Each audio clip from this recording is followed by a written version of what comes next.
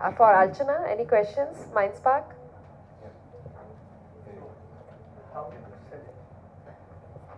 How do you set the difficulty level? I mean, do you have a fixed repository of questions, or is it also runtime evaluated? No, so we have I'll just clarify, I'm not a technical person or a content developer, so I'll try my best to answer your question. So we have mapped each and every question with the curriculum, and we have a topics, and in each topic we have a subtopics, and subtopics are divided into different skills which are actually relevant for the particular class. So questions and each skills, and we have a different type of questions. So the difficulty level of the question are actually decide by is like the content developer actually decide the difficulty level for the each question, and it is possible that the one skill has a many difficult question, easier question, even a medium level question. So I hope I have answered you.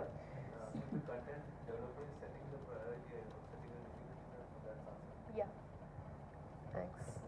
Yeah, I'll just, want one question from anyone in the panelists who like to volunteer, which so much of interventions happening. Rohini shared with us the Acer report, which is really sad. A fifth standard student not able to do the simple division and not able to do the spelling of a second standard. How do y'all think, a mobile or technology can add value to it so that we see better result next time? Anybody who would like to volunteer and leave a thought for the audience?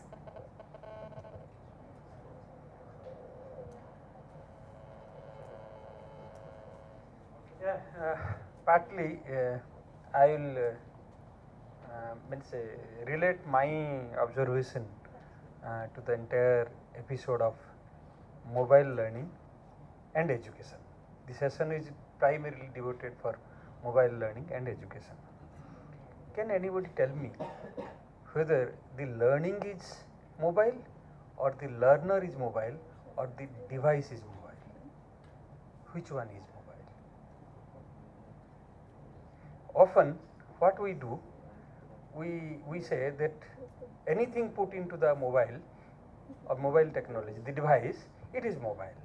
Can a learning process, what gentleman Mr. Neeraj told, learning is a very complex process. Can it be mobile?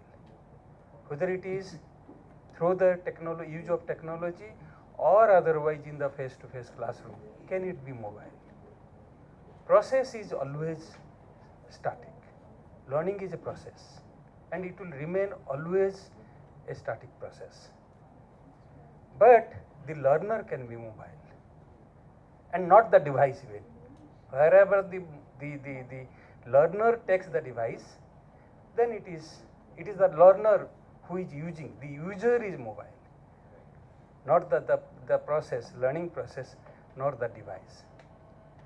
But confusion often we come across is that any e-learning put into the mobile is called mobile learning. Is this true?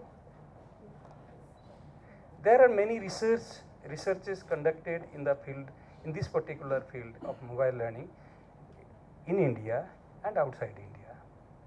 And what the researchers have found out, anything facilitates learning anywhere, anytime, is called mobile learning. I think that's what we should not miss. There are many apps are available.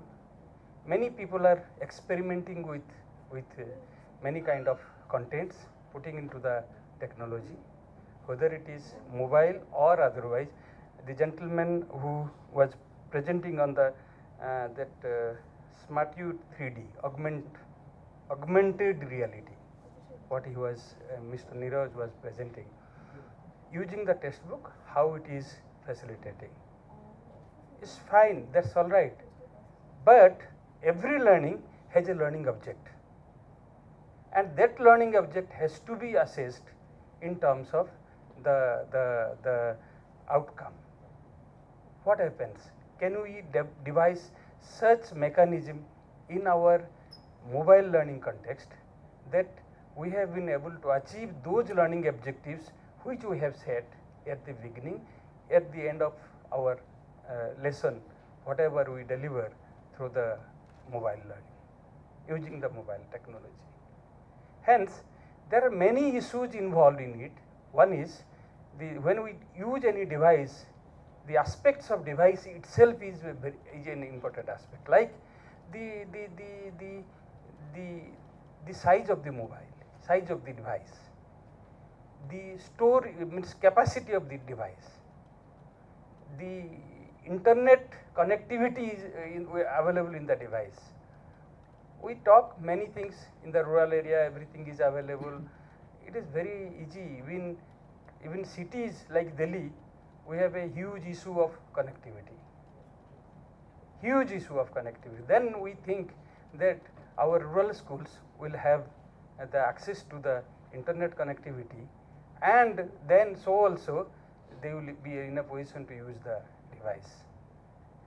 The social aspect of the device itself, the usability, how learners are visualizing, that they feel more comfortable in playing games than using the technology for learning purpose. Maybe games often, we say, in city area we encourage our children to use the device for the purpose of play. But same time, can this be sufficient when we move to the different social reality? This is also another issue. How when you develop these apps or whatever the technology, what gentleman was saying regarding this DIAB, that digital education in a box, then things are quite different.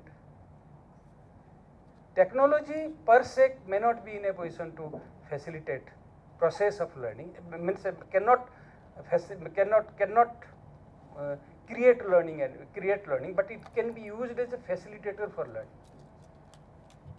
Often we also come across people say that teacher cannot be replaced by the technology.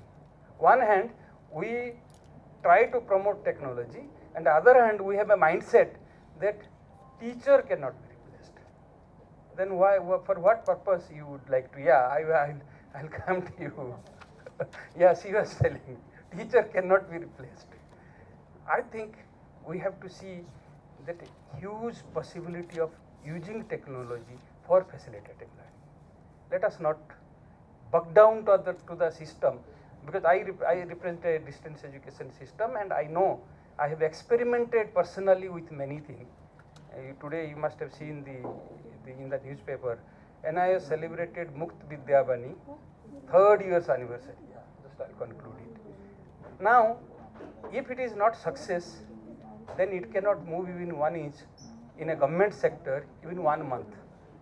When technology has been used for 3 years, Mukt Vidyavani, I think it has huge success.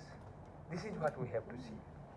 Friends, it is good that you are developing technology, but build up those around the package around the technology, the good content which will facilitate learning. This is what is important. Thank you.